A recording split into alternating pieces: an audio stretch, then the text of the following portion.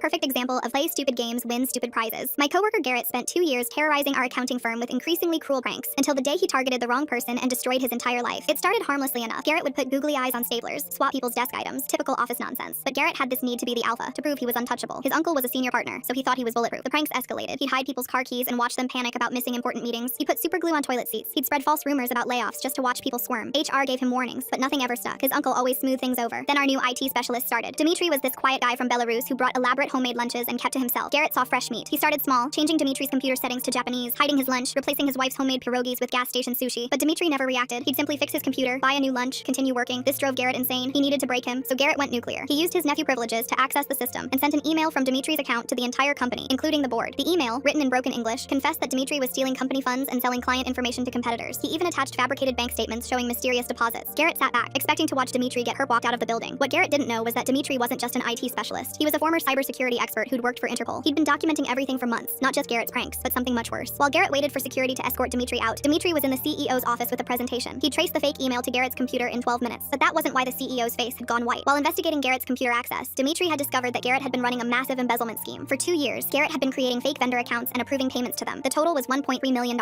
He'd been so focused on his pranks that he got sloppy with his real crime. Every time he logged in to harass someone, he left digital breadcrumbs leading straight to his fraud. The CEO called an emergency meeting. Garrett walked in expecting to see Dimitri getting fired. Instead, he found senior partners, FBI agents, and forensic accountants. The FBI had actually been investigating unusual transactions for 6 months. Dimitri's evidence was the missing piece they needed. But here's where it gets beautiful. Garrett's uncle, his protector, tried to intervene. That's when Dimitri revealed email threads between uncle and nephew discussing the embezzlement, with the uncle taking a 40% cut. They'd been using the pranks as cover, making Garrett look like an immature fool rather than a calculating thief. Garrett tried to play it off. This is just another prank. You're all so gullible. Then Dimitri pulled up Garrett's browsing history, searches for countries without extradition treaties, and how to transfer money to Cayman Islands, and what happens if you get caught embezzling. The FBI agent stood up. Garrett actually tried to run. He made it 6 feet before tripping over a trash can he'd moved earlier as a prank for the janitor. He face-planted right into the coffee station, covering himself in the decaf he'd secretly replaced with espresso, another one of his hilarious jokes. They arrested him right there, coffee-soaked and crying. His uncle was arrested in his corner office 20 minutes later. The investigation revealed they'd been stealing since Garrett's first day. The pranks weren't just cover. They were psychological warfare to keep employees too stressed and distracted to notice discrepancies. The trial was beautiful. Garrett's lawyer tried to argue his client was too immature to orchestrate such a complex scheme. The prosecutor presented a spreadsheet Garrett had created titled Embezzlement Tracker 2021 to 2023 with a tab labeled Don't Get Caught Stupid. Garrett got 15 years, his uncle got 20 as the ringleader. The company recovered most of the money from their frozen accounts. Turns out Garrett had spent his share on a boat he named Pranked Ya, and a Mercedes with a license plate reading Untahiel. Both were auctioned off to pay restitution. Dimitri was promoted to chief security officer. His first act was implementing a new system that made embezzlement virtually impossible. His second was putting up a photo in the break room of Garrett's arrest, coffee-stained and crying, with a plaque reading, Employee of the Month, What Not to Do. At Dimitri's first all-hands meeting, he said in his thick accent, "In my country, we have saying, man who digs pit for others often falls in himself." Garrett dug very big pit. He fell very hard. Last I heard, Garrett was working in the prison kitchen. The other inmates make him taste test everything first because they don't trust him not to prank their food. That's what we call poetic justice.